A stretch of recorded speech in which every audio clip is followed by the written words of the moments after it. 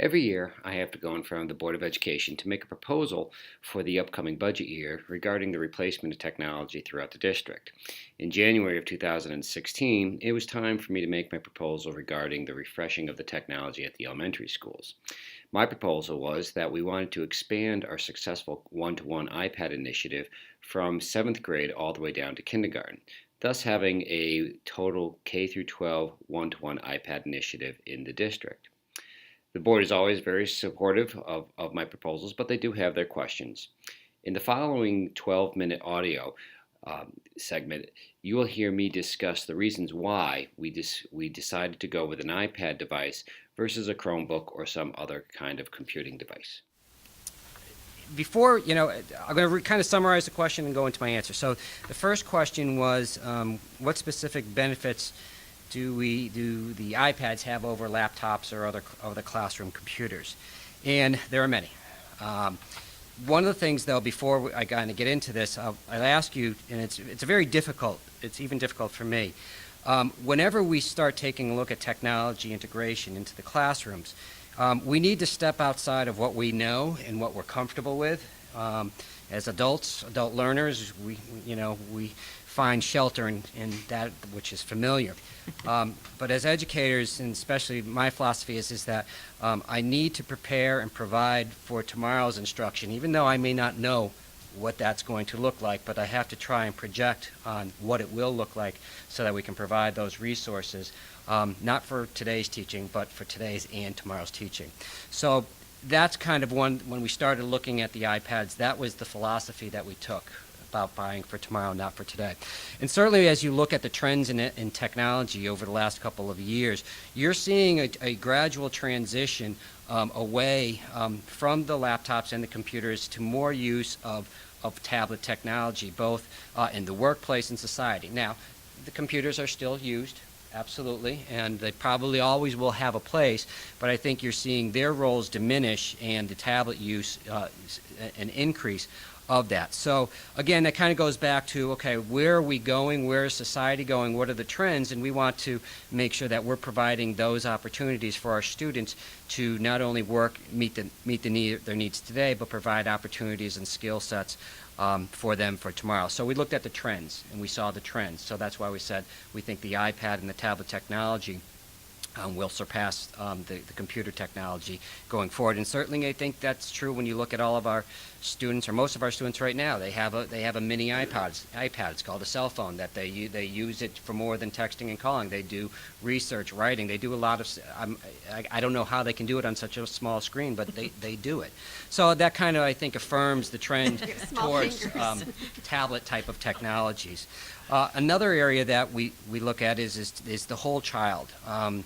What is the best resource to give us the capability to address all of the multiple learning styles of the child? We do that with technology. We do that with instruction. That's just what we always strive to do, to make sure that we're addressing the whole child needs.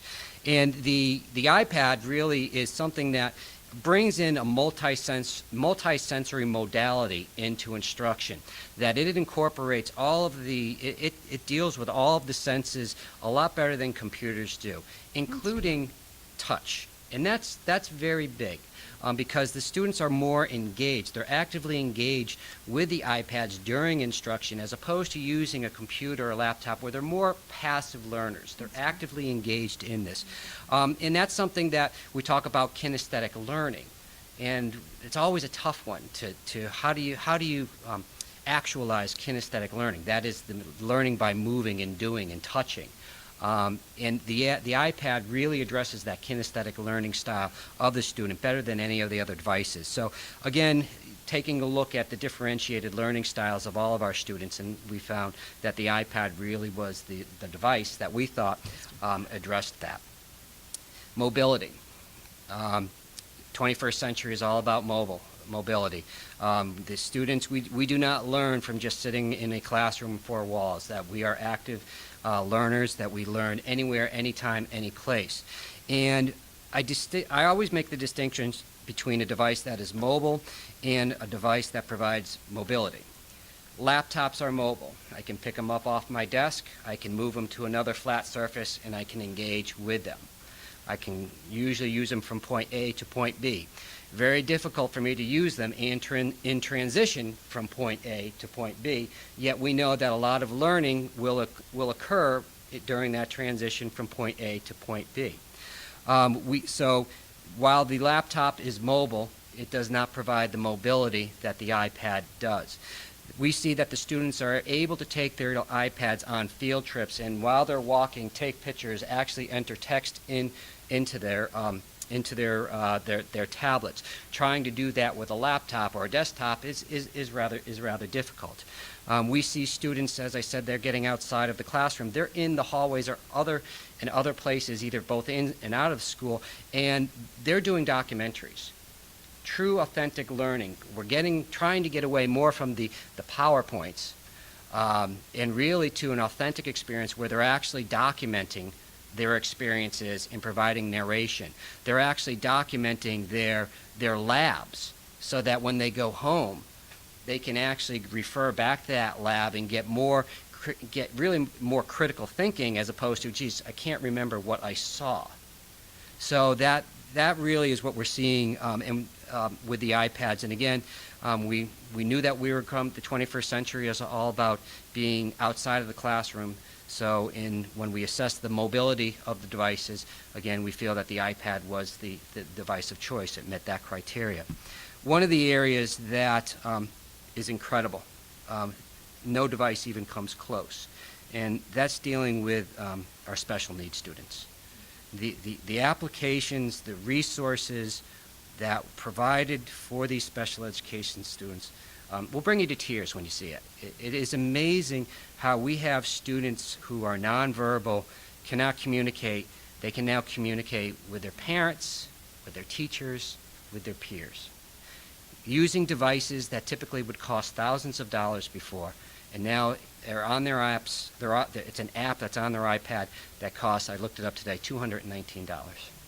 Incredible cost savings there. We see students who have social skill deficits actually interacting with simulations and learning social skills through an app. Speech and language pathology are seeing incredible gains in the students being able to be more articulate.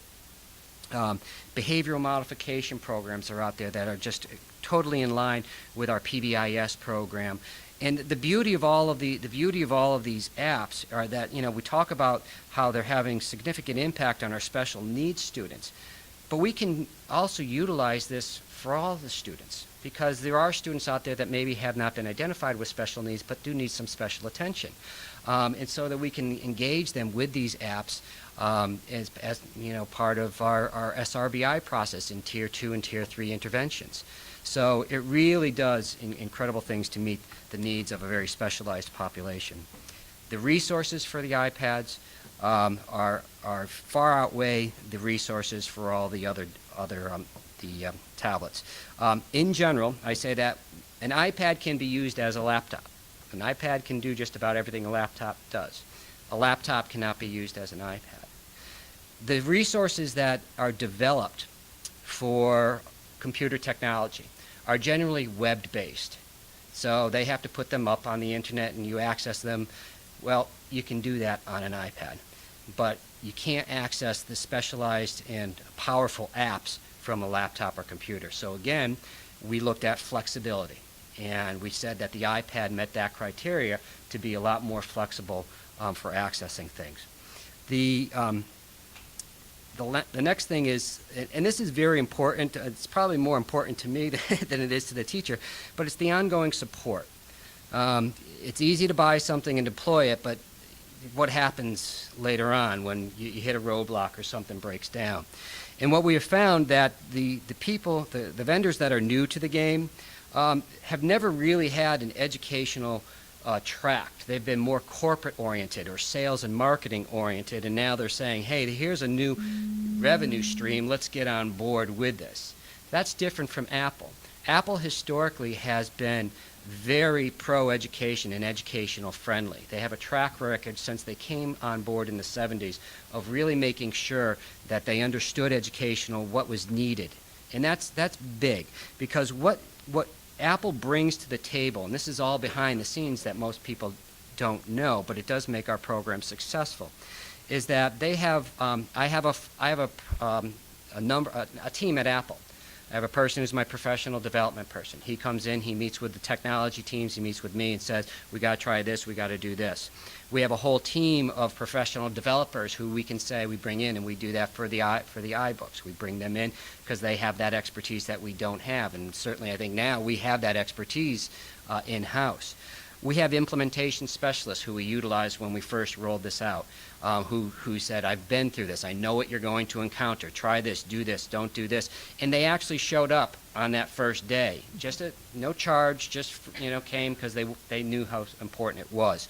Systems engineers, when something doesn't mesh right on the iPad, we don't have the expertise to figure it out, but we have a system engineer, and again, he comes and he spends a day with us to help us fix any problems that we can't account for. Account management team, volume purchasing, we get 50% off of our apps when we purchase them in bulk. We have the capability to retain ownership of our apps, meaning that most of the apps we can pull them back at the end of the semester and redeploy them as opposed to having to repurchase them every single year. We've talked about textbook development and how we are becoming a textbook publishing company, which is great because we're developing content that's meaningful to our students and that we have the capability to update all the time as opposed to traditional textbooks, which quite often are outdated once they make delivery to the school system. So those were some really big points. I think that one of the biggest points, though, was really we try to engage the stakeholders, which has been the teachers, and throughout the whole process we've asked for their input, and consistently the teachers have always said we think the iPad technology is the best technology that will service the needs of all of our students. So those are kind of a handful, I wouldn't say a Reader's Digest version of that question, but really kind of goes into depth as to what went behind our choice of laptops, or excuse me, of iPads over computers. Could I just stop you for? Absolutely. Well, really, just to compliment you, because I think that was perfect. That's certainly what I needed to hear. As far as all of the elements that were considered in the choice for iPads, I wish we could kind of bottle it, broadcast it, and maybe sell it, so you can make. But every element that you've mentioned is things that we've heard concerns about, and I think the way you've addressed them as they relate to education was perfect. Thank you very much. That was, and I don't know if anybody has other comments, but it was incredibly helpful to me. I just would agree as well, because I get a lot of people who have a problem or criticize the iPads, and I really support them, and I try to express that, but you just did that in 10 minutes better than I ever have, so that was amazing. Thank you. Appreciate that. If I can add- Well, the truth is easy to tell. Brian, yes. in regards to choosing the iPad over and other